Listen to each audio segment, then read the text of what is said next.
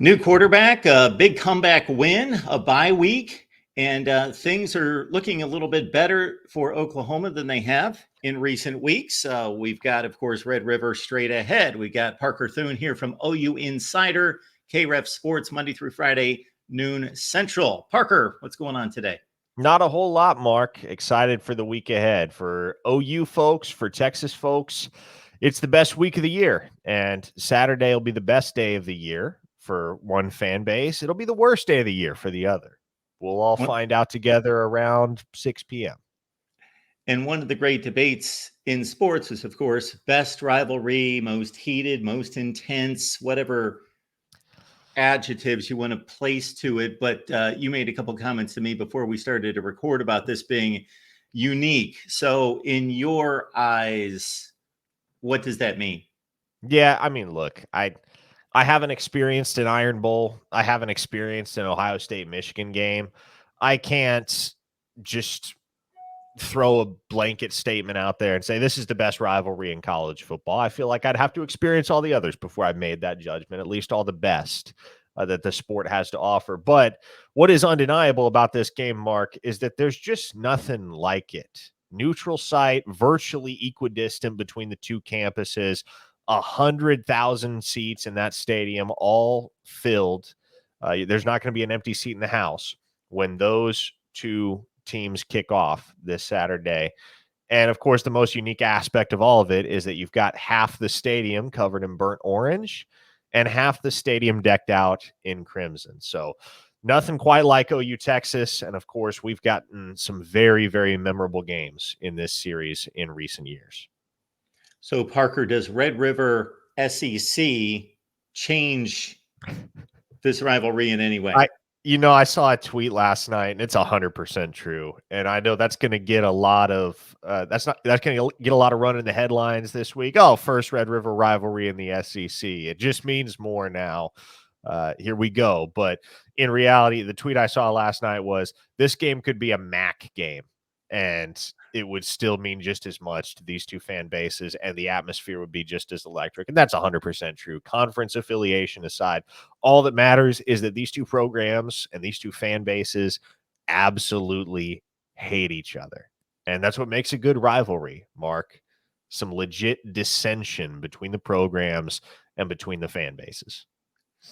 Parker Thune's here breaking down OU football for us. Of course, you can catch him on KREF Sports Monday through Friday, noon Central, and of course, OU Insider on Rivals as well.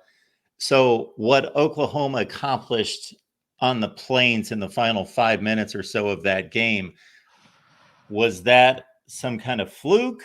Can they bottle that and keep it going? I know I'm asking the impossible question, but Yeah. I know it wasn't a fluke from the standpoint of this being a better team than the Auburn football team. But of course, they were in a situation where from the first drive on, the offense had been dead until J.J. Hester showed up out of nowhere. I had to look him up, Parker. I looked him up and saw that he had one catch 2 years ago, and he basically has not contributed to an offense for 3 seasons. But he comes up big with the catch that started the turnaround. Yeah, that's right. And to be honest, I think the doldrums that Oklahoma experienced down on the Plains were inevitable at a certain point, because when you're changing quarterbacks, when your scheme is evolving in real time, and it is for Oklahoma, they've moved away from the RPO, which was a hallmark of the offense when Jackson Arnold was at the helm, to an offense that better suits what Michael Hawkins does well, and an offense that is more in line with Seth Luttrell's tendencies over time as a guy that was brought up through the coaching ranks in the air raid discipline. And so the scheme's evolving. They had basically 5 days on the practice field leading into that game to figure out something that could get them past Auburn into the bye week and allow them to kind of reset, do a little bit of a deeper install, and prepare accordingly for the challenge that awaits them against the Longhorns. And we knew that this Longhorns team was going to be no worse than number 2 in the nation coming into this game. And then lo and behold, Alabama goes and loses to Vanderbilt over the weekend. And now the Longhorns are the number 1 team in the country. They'll enter this game, this series, as the number 1 team in the nation for the first time in 40 years, Mark. And so there's a lot riding on this game. for both of these teams. Obviously, Texas is seeking a sense of validation. Oklahoma, I mean, I can't remember the last time you had a 14-point favorite in this game, but that's what Texas is coming into this contest. To circle back around, though, I think Oklahoma's ineffectiveness on offense for much of that game against Auburn is just kind of a natural consequence of dealing with injuries, trying to adjust in real time to so much change and so much instability. And I don't expect Oklahoma to come out Saturday and have it all figured out. I don't expect that it's going to be some magical blitzkrieg and all of a sudden the Oklahoma offense explodes for 500 total yards. No, if Oklahoma wins this game, it's going to be on the shoulders of their defense, and it's going to be because the offense does just enough behind true freshman quarterback Michael Hawkins.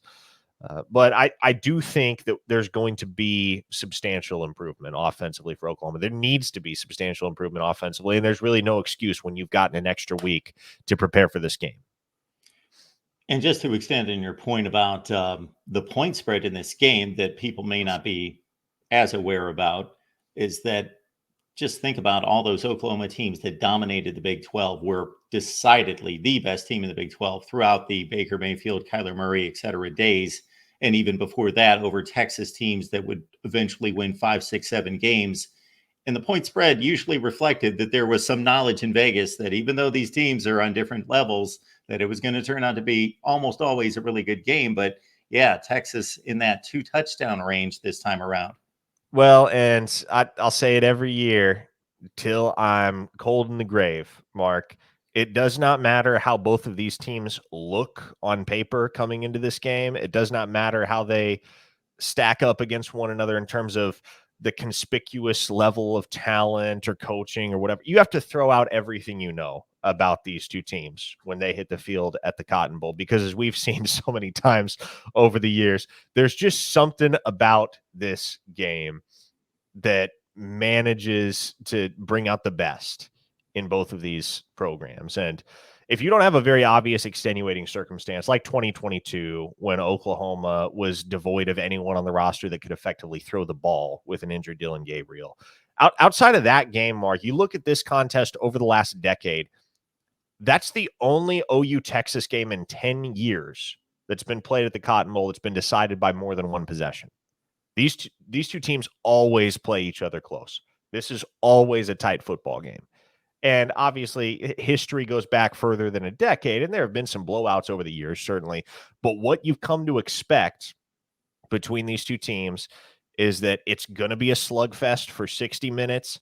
There are going to be some massive momentum swings, and ultimately, it's going to come down to who makes the plays in crunch time.